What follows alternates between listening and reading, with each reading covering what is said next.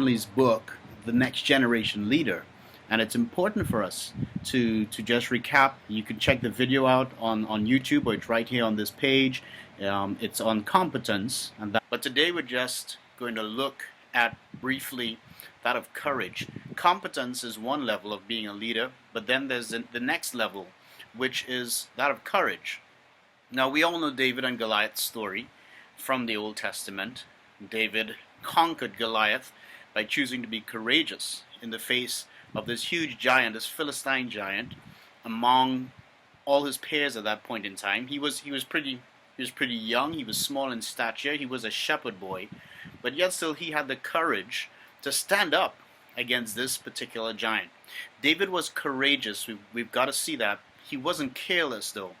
But most importantly, we're going to take a look at the aspect of what courageous people, or that character, what courageous people really look like. Now, fearful people, and the best way we can do that is by making a comparison. Fearful people ask, what if it doesn't work? What if I'm wrong? What will others think? So when we carefully examine that, we've got two spectrums here we can look at. It's that of being careful and that of being fearful. And you've got to determine which one you are. Are you a fearful person, or are you a careful person? If you're a careful person, you can see yourself being more cerebral. You think about things. You're fueled by information. You calculate those risks. You want to achieve success, but you're concerned about progress. If you're fearful, you're emotional about it. You're fueled by your imagination. You avoid the risk. You want to avoid failure, and you're concerned about protection. David's victory, however, if we take a look at that, resulted in a great turnaround in using this comparison of being careful and fearful. The Philistines were filled with fear. We saw that. The Israelites filled with courage. David became a leader worth following. The women sang songs about him. The prince covenanted with him, and the king began to look over his shoulder. All right, courage brings about that recourse of things. But the thing about courage is someone has to go first. Killing Goliath didn't make David a leader, but it marked him as one. I'll say that again. Killing Goliath didn't make David a leader, but it certainly marked him as one. Are you willing to stick your neck out and do something that no one else has tried? There are two important side principles that you've got to watch out here.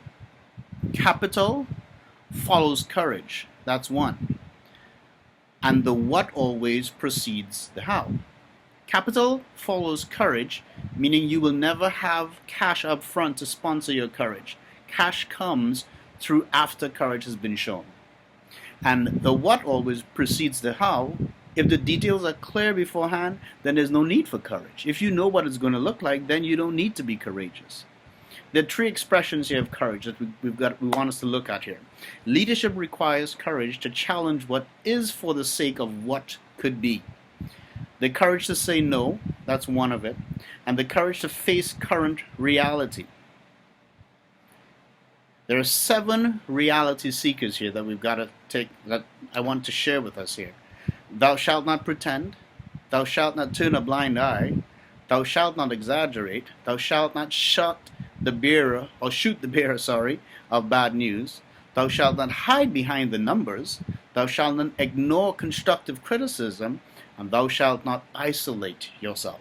And the third is the courage to dream. All things are created twice. Allow your mind to wander outside boundaries.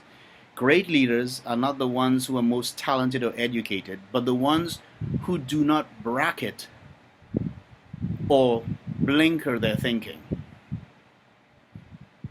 You don't bracket yourself, or you don't blinker your thinking. Dream great dreams. We have to have the courage to dream and to share it with others. Dream no small dreams, for they stir not the hearts of men. You've got to dream what's big. You've got to dream things that it's so crazy that people won't believe it. Those are the dreams. That's part of being a leader. When leaders stop dreaming, people stop following. So in summary, let's see what it says to us here. Leaders, leadership is not defined by your talent. Look for an opportunity to break from the pack and seize it. These are the moments in which leadership is discovered and defined. You're afraid? So what? What's the big deal? Everyone is afraid. Fear is common ground for humanity. The question you must wrestle to the ground is, will I allow my fear to bind me to mediocrity? If so, there is no reason for you to finish this study together if you're going to allow those things to hold you back. Don't let the how get in the way of pursuing the what. Leaders pursue opportunities long before the means and the maps are available. Remember Columbus? Everyone believed that this world was flat.